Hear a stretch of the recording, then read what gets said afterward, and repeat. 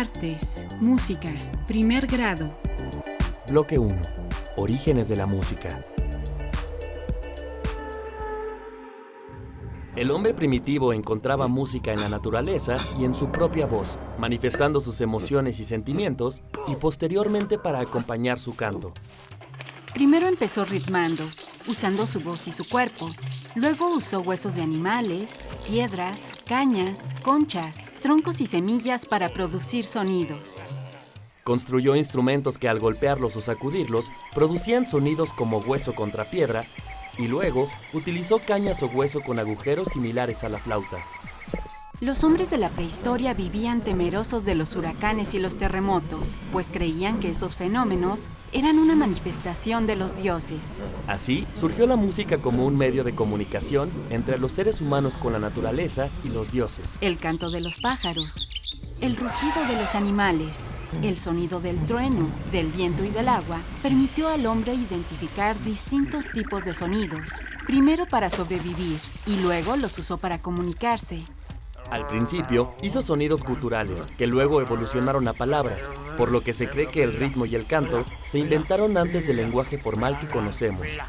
La música es otro lenguaje que sirve para comunicarse de distintas formas. Los seres humanos en la prehistoria utilizaron sonidos en su vida cotidiana, adoptaron gestos, sonidos y otros tipos de señales aprendidas para tener una comunicación de forma práctica y efectiva. Las sonajas eran frutos secos con sus semillas al interior y el tambor era un tronco hueco. Estos fueron los dos primeros instrumentos creados por el ser humano y usados en las cuevas para producir distintos fenómenos acústicos. La música más antigua se tiene registrada en Mesopotamia, con los sumerios, asirios y babilonios, y también con los egipcios. Los egipcios usaban la música en actividades cotidianas y principalmente en ceremonias religiosas. Los instrumentos más usados eran el sistro, una arpa pequeña, la flauta recta y chirimía doble de caña. En Mesopotamia se creó por primera vez una escritura musical, aunque no hay certeza de cómo la interpretaban. En templos, centros de esparcimiento y de estudio, había pequeños conjuntos que tocaban arpa, lira, tambor, platillos y chirimías. En los rituales relacionados con la guerra se usaban trompetas y flautas dobles. Los hebreos atribuían a la música un poder mágico y consideraban que con ella se podría llamar la atención de Dios. En los países en Medio Oriente y el norte de África también permeó una gran influencia musical durante siglos.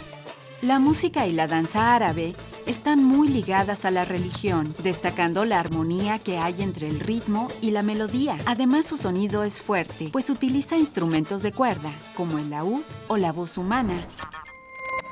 En China, su música es muy antigua y se le atribuye una poderosa influencia sobre las cosas, seres vivos y el cosmos. Los chinos crearon una escala de 12 sonidos inspirados en la naturaleza. Los instrumentos de viento representan un círculo divino y los instrumentos de cuerda, un círculo humano. Entre los instrumentos destacaban la flauta, el sheng, el gong y el yunlo.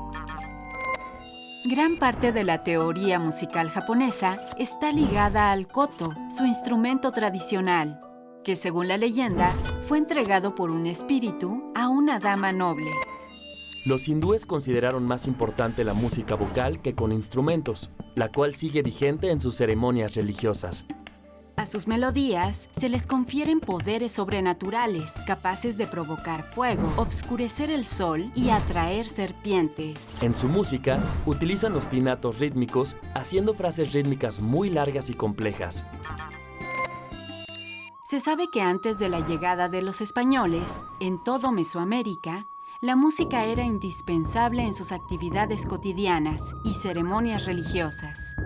No se tiene registro de la música escrita, sin embargo, se sabe que principalmente usaban instrumentos de percusión, como el huehuetl y el teponaztle, con los que se invocaba a los dioses de la guerra. Se conservan algunos cantos y danzas rituales prehispánicas y aún se puede ver el uso de tambores y flautas de chirimía o carrizo en fiestas patronales de distintas regiones.